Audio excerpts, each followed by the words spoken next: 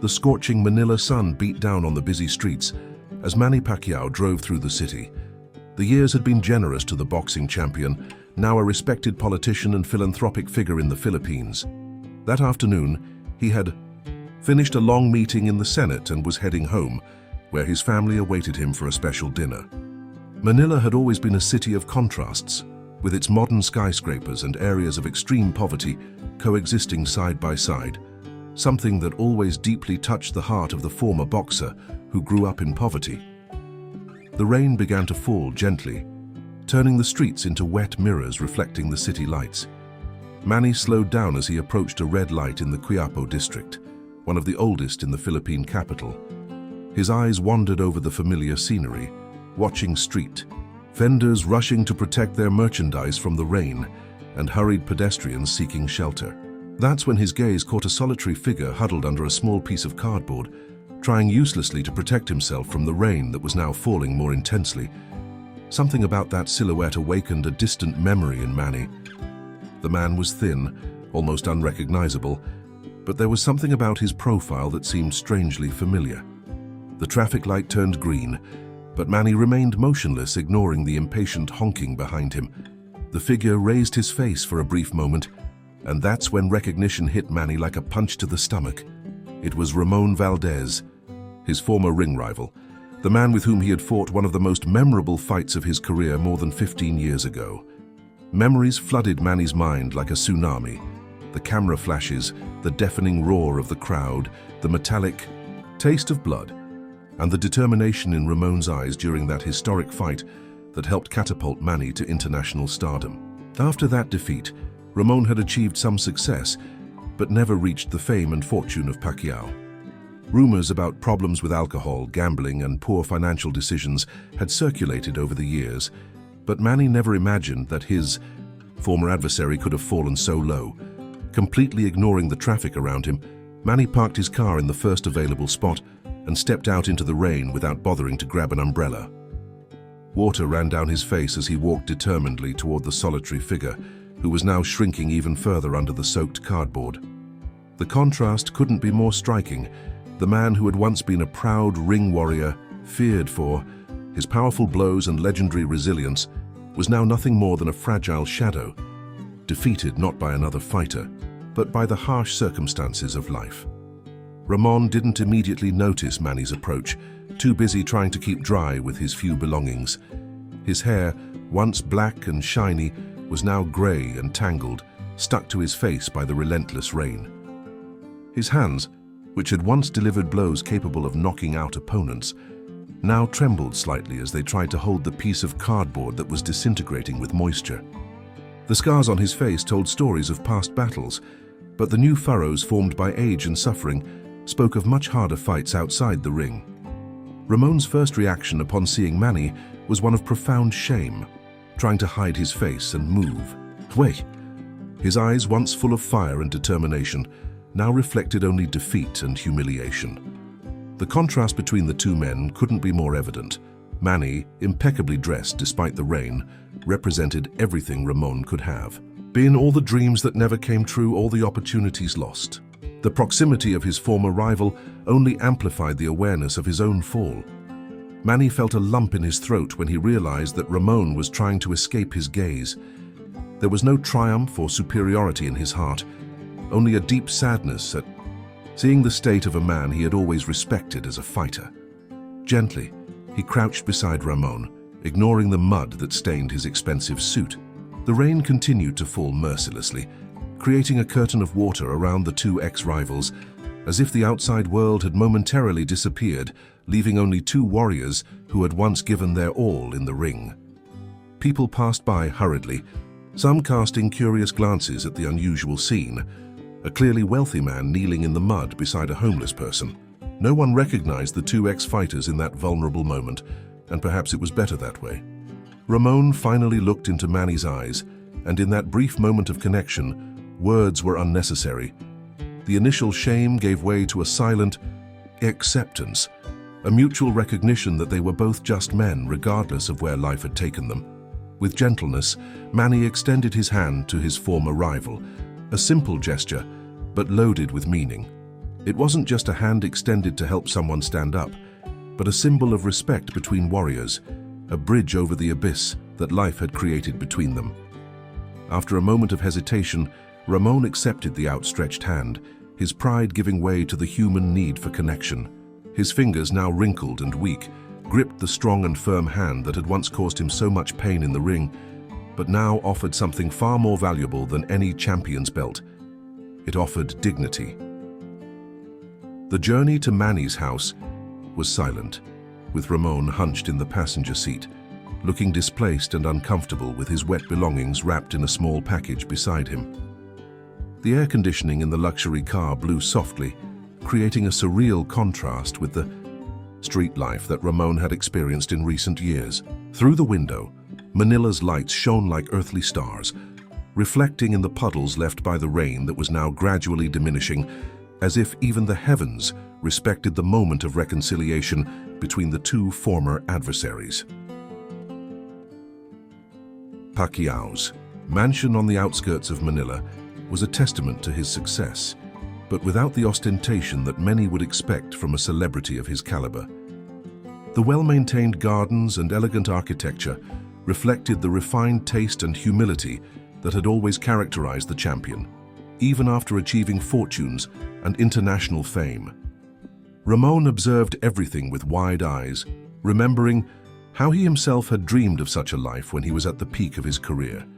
Dreams that had vanished like mist at dawn after a series of bad decisions and strokes of bad luck. The house staff received Manny's instructions with discretion and efficiency, quickly preparing a room for the unexpected visitor.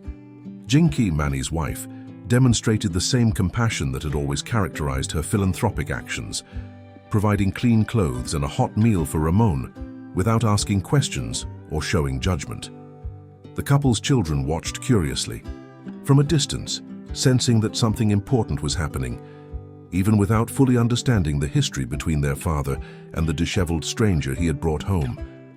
After a hot shower and in dry clothes, Ramon seemed to have recovered, a bit of lost dignity, although his eyes still carried the weight of years of suffering and disillusionment. Seated before a table filled with typical Filipino food, adobo, sinigang, pancit, he ate slowly, as if he had forgotten how to appreciate a complete meal. Each forkful was savored with intensity, the familiar aroma of his homeland's cuisine, awakening memories of better times when he too had been a national hero, before his name was forgotten by headlines and the history of the sport. The night advanced as the two men sat on the spacious veranda, contemplating the distant city lights. There was no need for elaborate words or detailed explanations about how Ramon had reached that situation. The mutual respect built through shared pain in the ring created an understanding that transcended social conventions. The night breeze carried the perfume of garden flowers, a delicate contrast to the smell of desperation from the streets that still permeated Ramon's recent memories, reminding him that, for this night at least, he was safe. He was sheltered from the cruelty of the world that had forgotten him. The first rays of Philippine sun infiltrated through the curtains of the room where Ramon had slept, probably the first night of truly restorative sleep in years. He woke up disoriented, momentarily confused by the comfort of the soft bed and the clean sheets that enveloped him. The reality of his situation gradually returned, along with the memory of the unexpected encounter with Manny the day before. Sitting on the edge of the bed, Ramon contemplated his reflection in the wardrobe mirror. A prematurely aged man, with eyes that had seen too much, but which now contained a small spark of something he hadn't felt in a long time: hope. During breakfast, Manny explained his proposal with the direct simplicity that had always characterized him, both in the ring and in life. It wasn't charity that he was offering, but an opportunity. Ramon could work at the boxing gym that Manny maintained in Quezon City, training young talents with the experience that only a true fighter could offer. The salary would be fair, and there would be a small apartment available at the back of the gym where he could live. No mention was made of the past or the circumstances that had led Ramon to the streets. The offer was on the table, without judgments or conditions beyond the commitment to honest work. The Manny Pacquiao gym was a modern and well-equipped space, but one that maintained the traditional essence of the Filipino boxing gyms where both had begun their careers. The smell of sweat, leather, and disinfectant evoked powerful memories in Ramon as soon as he entered the place. Young fighters trained with determination, some recognizing Manny immediately and stopping to greet him, with the respect reserved for a living legend. Few recognized Ramon, a painful reminder of how fame is ephemeral, but those who knew the history of Filipino boxing looked at him with a reverence that made his chest swell with pride for the first time in many years. Ramon's transformation wasn't instantaneous or miraculous. The demons that had chased him to the streets didn't simply disappear because he now had a roof over his head and a renewed purpose. The nights were frequently populated by nightmares about his days on the streets, and the temptation of alcohol that had contributed to his downfall remained as a constant shadow. However, with each day that passed, training the young fighters, explaining techniques that had been perfected through pain and sacrifice, a small part of his soul seemed to heal, like a broken bone that slowly regenerates until it recovers its original strength. The months passed, and Ramon's presence at the gym became a respected constant. His experience with defeats, both in the ring and in life, gave him a unique wisdom that resonated deeply with the young fighters, especially those facing difficulties and doubts. Without realizing it, he had become more than a trainer. He was a mentor, someone who understood that the true fight rarely happened under the spotlights, but in the shadows of everyday life, where discipline and perseverance were tested without applause or recognition. His story, now known to the gym's regulars, served as a powerful reminder that even the strongest can fall, but also that there is always the possibility of redemption. Among the young fighters at the gym, Danilo Reyes stood out, a 19-year-old boy from the slums of Tondo, one of the most impoverished areas of Manila. With a natural talent and a fierce determination born of adversity, Danilo reminded Ramon of his own youth, when the hunger for success and recognition drove him to train, to exhaustion. The young man had the potential to become a champion, but carried with him the impetuosity and indiscipline that often accompany precocious talent. The same traits that, ironically, had contributed to Ramon's own downfall years ago. On a particularly hot afternoon, after an intense training session in which Danilo had repeatedly ignored technical instructions to follow his own impulsive style, Ramon called him for a private conversation.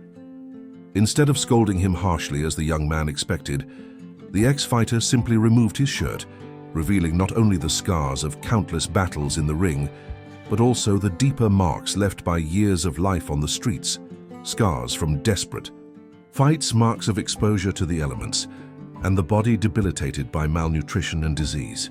It was a silent testimony, more powerful than any word, about the price of pride and indiscipline.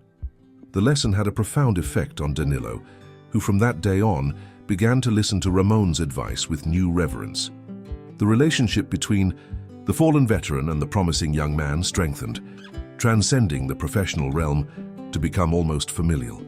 During training sessions, Ramon shared not just boxing techniques, but life lessons learned the hard way, warning Danilo about the dangers that awaited him outside the ring: unscrupulous businessmen, the temptations of easy money, the illusion that fame and success would last forever.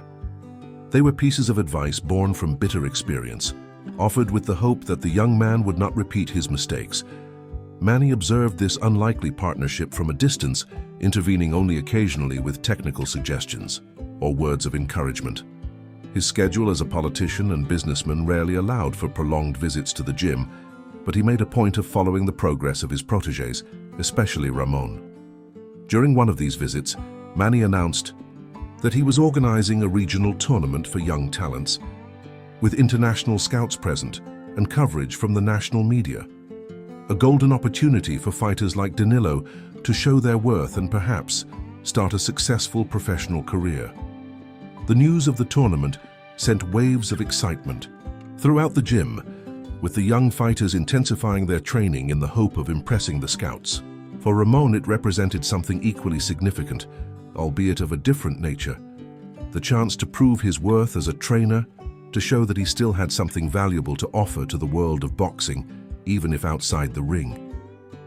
In the Months that followed the announcement, he dedicated himself completely to preparing Danilo, refining his techniques, correcting defensive flaws, and most importantly, strengthening his mentality to face the pressure of competition. It wasn't just the future of the young fighter that was at stake, but also the personal and professional redemption of his mentor.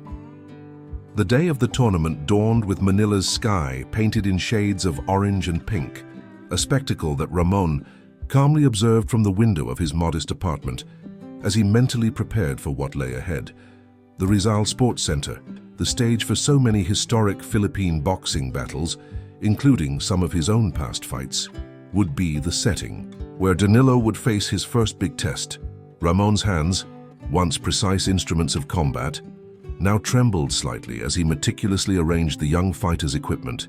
An anxiety he had never felt in his own competitions now consumed him when thinking about his protégé's performance. The competition brought together the best young talents in Filipino boxing, many of them from renowned academies with a tradition of producing world champions. Manny Pacquiao's presence attracted significant media attention, with cameras and journalists circulating around the venue in search of statements and images of the national idol. Some veteran reporters recognized Ramon, creating a small buzz. Behind the scenes, Pacquiao's ex-rival, given up as missing for years, now emerging as a trainer in his gym. Rumors about his story on the streets and subsequent rescue by Manny began to circulate, adding an extra layer of human drama to the sporting event. In the warm-up area, Ramon worked with Danilo, reviewing strategies and adjusting the bandages on the young man's hands with the precision of a craftsman. The young man's nervousness was palpable, manifesting in movements more rigid than usual and an unusual silence for someone generally so talkative. With precise gestures, Ramon guided Danilo through breathing exercises that he himself had learned decades ago, ancestral techniques passed from trainer to fighter through generations in Filipino boxing. In the depths of the Rizal Sports Center, the smell of liniment, sweat and adrenaline evoked vivid memories in Ramon, momentarily transporting him back to his days of glory. Danilo's first fight was against a technically superior opponent, trained in a prestigious academy in Cebu. In the first rounds, Ramon's young protégé found it difficult to impose his rhythm, receiving precise combinations that gradually undermined his confidence. During the break before the third round, seeing the discouragement in Danilo's eyes, Ramon firmly held his shoulders and spoke with an intensity that surprised even himself. It wasn't techniques or strategies that he shared at that crucial moment, but rather his own story of fall and redemption, reminding the young man that the true measure of a fighter isn't in never falling, but in the capacity to rise when everyone expects you to remain on the ground. Something changed in Danilo after that conversation, a subtle but profound transformation, visible in his more upright posture, more focused gaze, and renewed determination that emanated from every fiber of his being as he returned to the center of the ring. The third round witnessed an impressive turnaround, with the young fighter finding gaps in his opponent's defense and delivering precise blows that gradually reversed the scenario of the fight. When the final bell rang, the victory by unanimous decision was just the confirmation of what all those present had already witnessed, the birth of a true competitor, forged not only by natural talent, but by the resilience taught by someone who intimately knew the bitter taste of defeat and the sweet taste of overcoming. Danilo's subsequent victories in the tournament attracted increasing attention, with each performance more impressive than the last. His trajectory to the final was marked by demonstrations of refined technique, combined with the fierce determination that had become his trademark. Behind the scenes, Ramon's name began to be mentioned with renewed respect, no longer as the disgraced fighter, but as the visionary trainer who had molded a rough diamond from the slums of Manila. Journalists who had previously ignored him now sought interviews, eager to tell the story of redemption that was unfolding before their eyes. The tournament final would be against Mario Santos, an experienced fighter from Davao who had already participated in international competitions and was widely favored for the title. On the night before the decisive combat, Ramon found Danilo sitting alone in the empty gym, clearly overwhelmed by the weight of expectations. Instead of offering more technical advice, The trainer simply sat beside his protege, sharing the silence laden with apprehension. In that moment of mutual vulnerability, the relationship between them transcended the dynamics of mentor and apprentice. They were two warriors united by the profound understanding that in the ring, as in life, each man ultimately faces his most difficult battles alone. The day of the final brought with it an enthusiastic crowd that filled the Rizal Sports Center. Among the illustrious spectators, not only Manny Pacquiao stood out, but also other important names in Filipino and international boxing, attracted by rumors of the emergence of an exceptional new talent. The pressure was immense on young Danilo's shoulders, while Ramon worked silently in his corner, applying Vaseline and checking equipment with the forced calm of someone trying to hide his own anxiety. When their gazes crossed moments before the start of the fight, no words were necessary. The look of determination on the young fighter's face said everything Ramon needed to know. The first rounds were brutal, with Mario demonstrating why. He was considered the favorite through devastating combinations that found their target with alarming precision. Danilo resisted bravely, but Ramon's corner transformed into an improvised emergency room between rounds, treating cuts and trying to reduce the swelling that was beginning to deform the young fighter's face. In the fourth round, a particularly violent blow sent Danilo to the canvas, provoking premature victory shouts from Mario's supporters. The referee began the count, and for a terrible moment, Ramon relived his own fall, not just in the ring years ago, but the long and painful fall that had led him to the streets of Manila.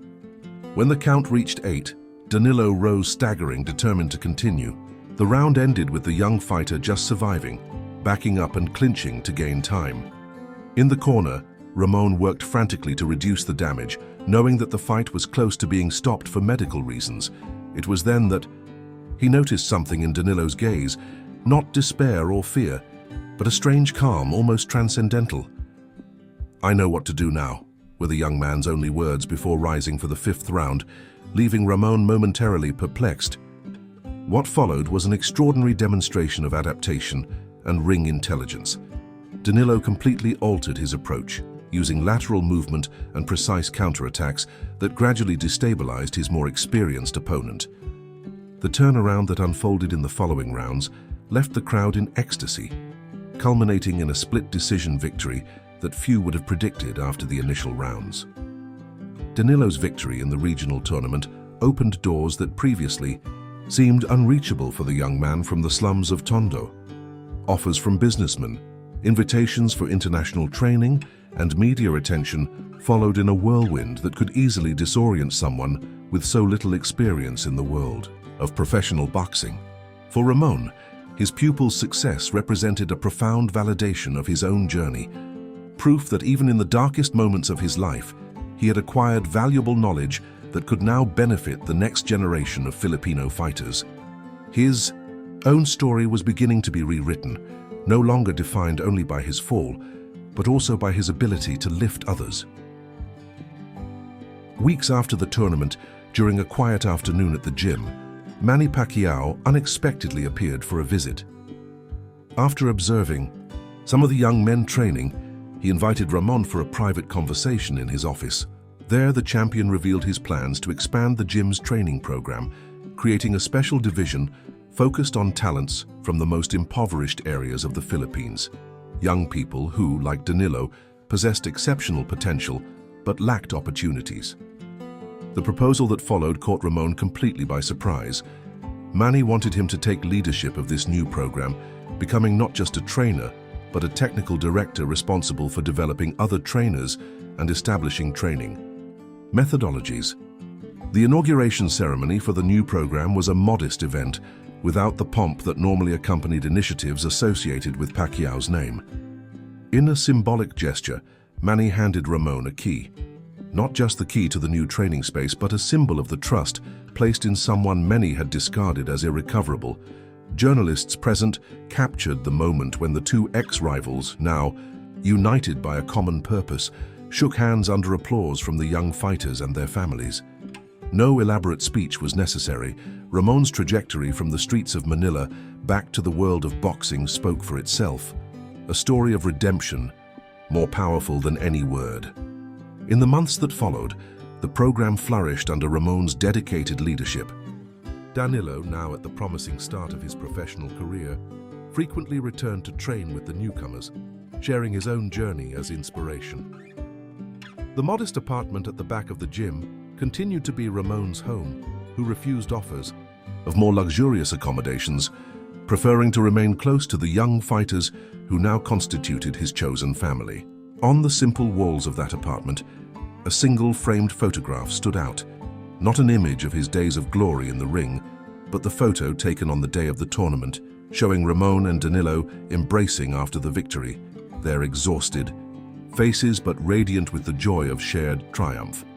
On a quiet Sunday morning, while walking through the streets of Quiapo, the same streets where Manny had found him months before, Ramon stopped in front of a small shrine of Our Lady of Perpetual Help, Patroness of the Needy.